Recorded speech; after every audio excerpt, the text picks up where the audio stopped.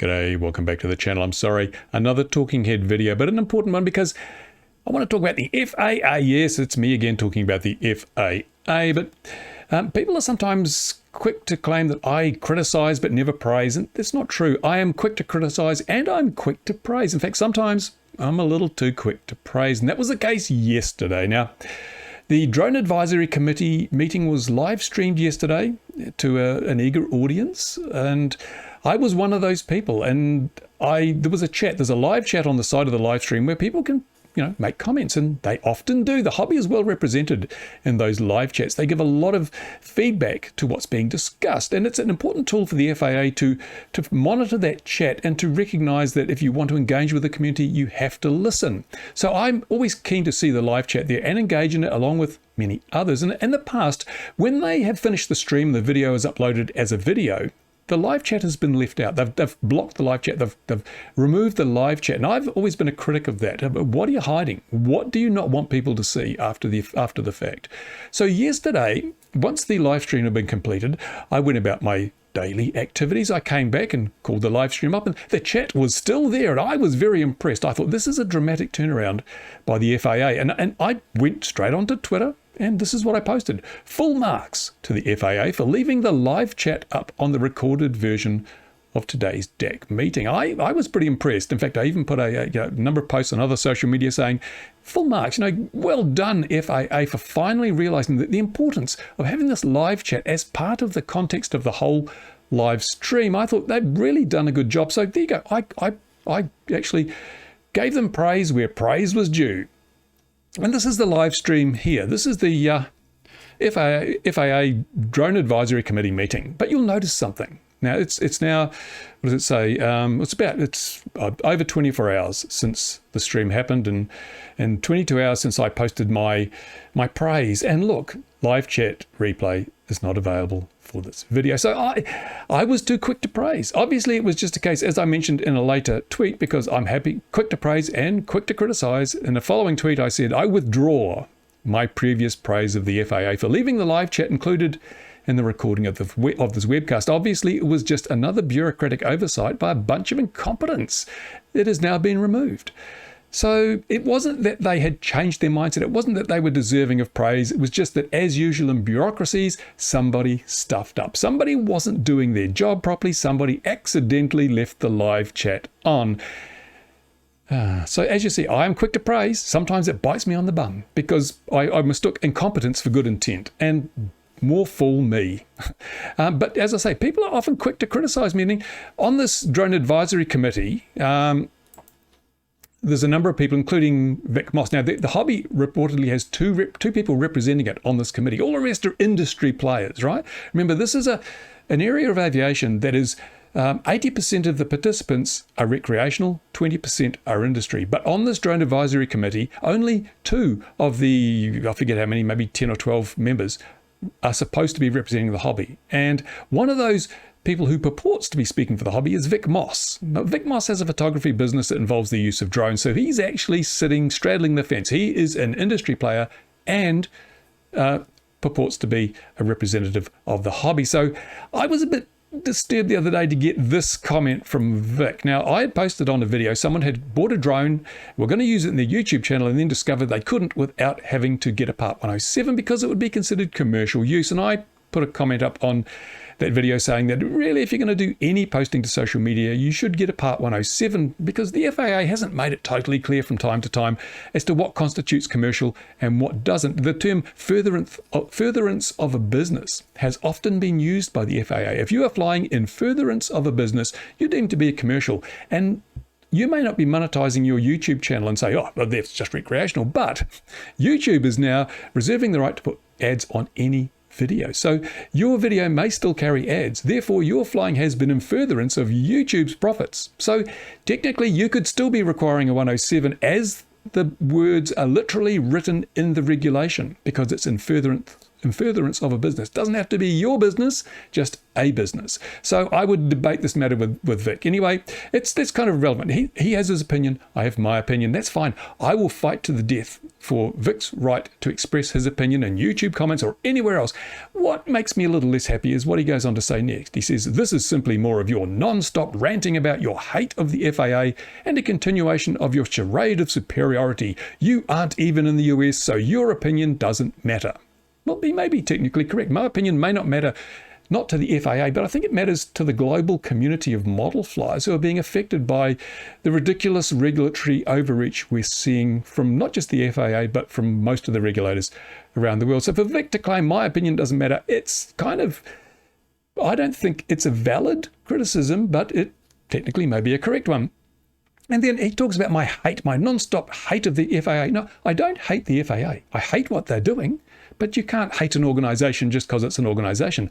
What I hate is what the FAA are doing, their dishonesty, and their lack of openness and transparency. Another thing that doesn't make me happy is that this drone advisory committee is populated mainly by volunteers, people who volunteer to be a part of the committee. They're not paid for their time. They're not paid for their efforts.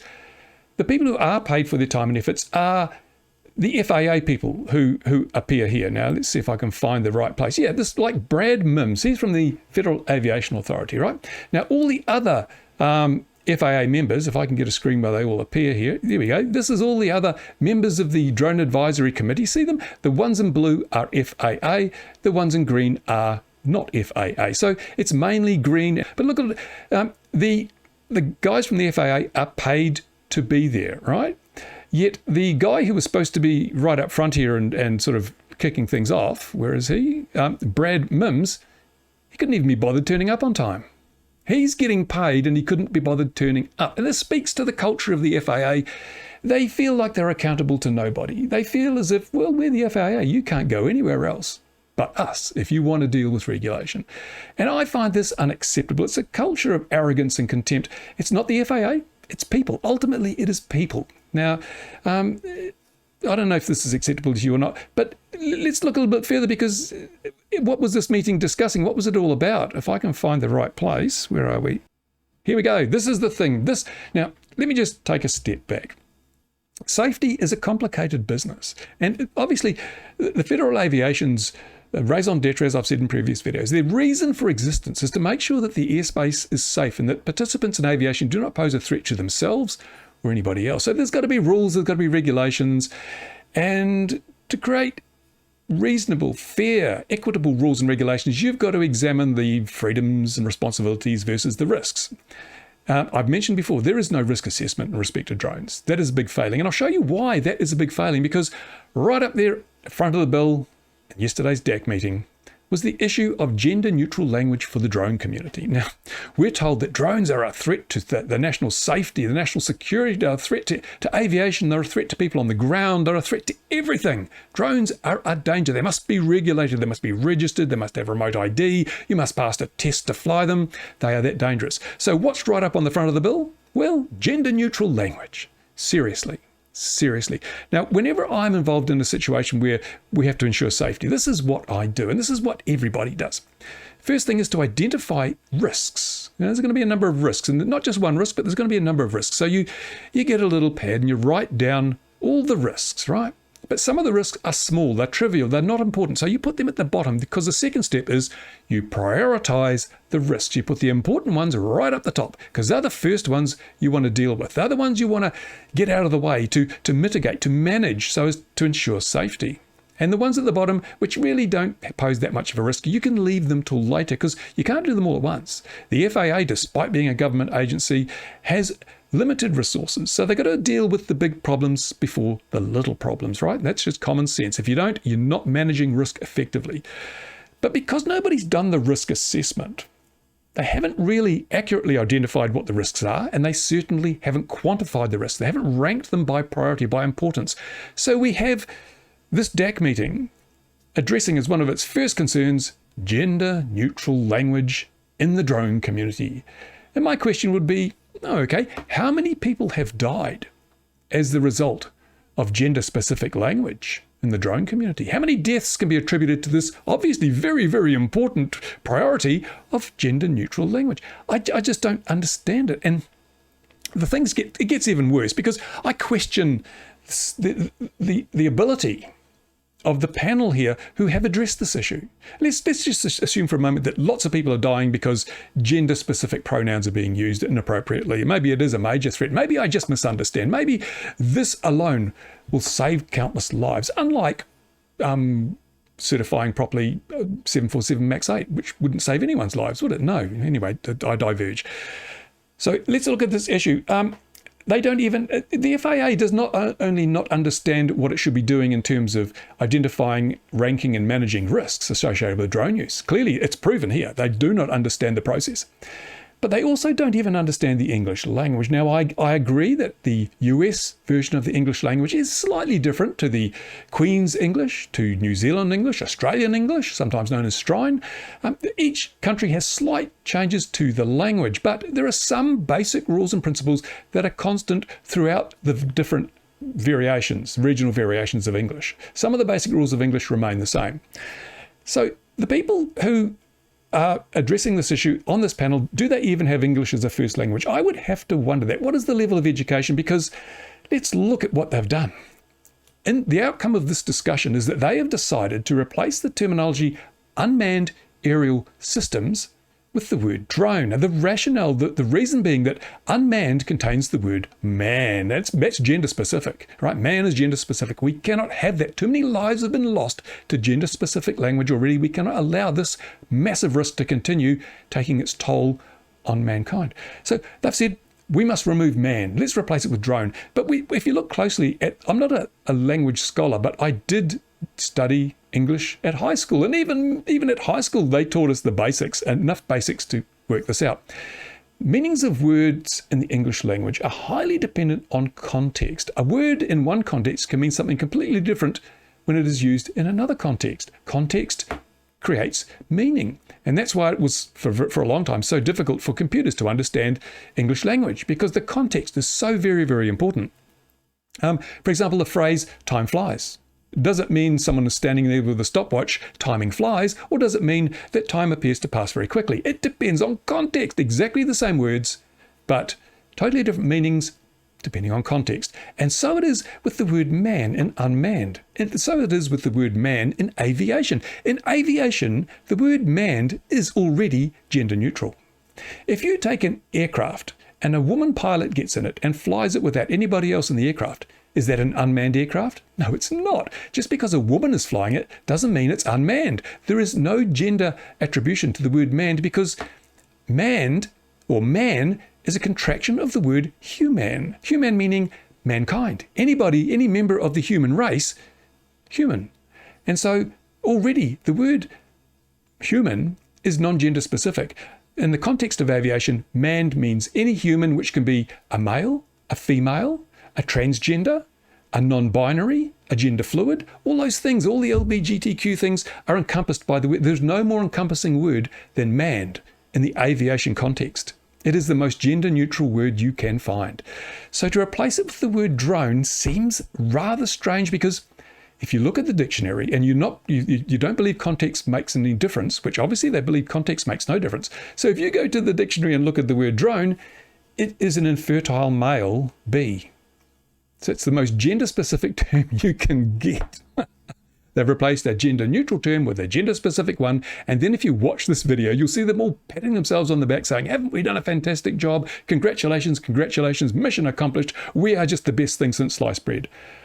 It's so cringeworthy to see people congratulating themselves for what they think is a job well done, when in fact they've done exactly the opposite. And all of that aside, why are we even wasting 1 second of a valuable resource on something so trivial? I've joked about it, but nobody has ever died in the aviation industry as a result of the use of a gender-specific piece of the language. No, it hasn't happened. If this is the biggest priority for the FAA and the DAC, then I think all these other claims of safety, security, Bogus. Bogus. If you're going to focus on this as your number one priority, then obviously all those other things, you're lying to us about the importance of things like remote ID, of things like registration, of things like the trust exam. We don't need those things. We just have to focus on using non-gender specific language and everybody will be safe. Seriously, and Vic wonders why I criticize the FAA. It's because of things like this, things that make no sense. They are an affront to common sense. They just make themselves look stupid, and because they are. And even when I praise them for something, they go about and do exactly the wrong thing. It was a mistake. We fixed it. Now we're stupid again. I don't know what to make of this. Maybe you do. Maybe it's just me, an old man. I'm confused. I'm in New Zealand. My opinion doesn't matter. I'm just ragging on the FAA. Go down to the comments. Am I ragging unreasonably? Do you think that this gender-neutral language is a really crucial thing that must not be overlooked? It should be prioritised ahead of all the other things because it is so important in respect to safety. I'd like you to educate me because, as I say, I could be wrong. I'm always prepared to admit I could be wrong. Was Vic's criticism of me harsh and unreasonable? I think it was, but again, I could be wrong. You might think Vic is right on the money, and I'd want to hear that because I value every opinion. I believe that, unlike Vic, I don't believe that your opinion doesn't count because you don't live in the same country as me. I want to hear from all you people. Tell me what I'm doing right, tell me what I'm doing wrong, and tell me if you think the FAA is incompetent because of what we've witnessed here, or whether they are, I don't know, why are they not open and transparent? Why have they taken down the live chat? Because it criticised them? Are they not open to criticism? Any organisation that is not open to criticism will never lift its game. It will never need to improve because they just ignore the criticism. And I think the FAA could improve. For a start, tardiness is not a good look. If you are supposed to be, and it's not like you have to appear at a certain place at a certain time. You've just got to turn on your computer and there you are. If you can't be bothered doing that on time, I don't know. There you go. So that's my criticism, my unreasonable, unfair criticism of the FAA for today. As I say, go to the comments, rip me a new one if you think I'm being overly harsh or I've got it wrong. But if you agree, well, tell me all the same. And yeah, that's it. Thank you to my Patreon supporters. You make it possible for me to be cantankerous and criticise the FAA and be ornery and live in New Zealand. Thank you so much. And hopefully the weather will improve and we'll have some flying videos soon. But in the meantime, thanks for watching. Bye for now. Overregulation is like a tumor. It's killing our hobby. It must be terminated. Now!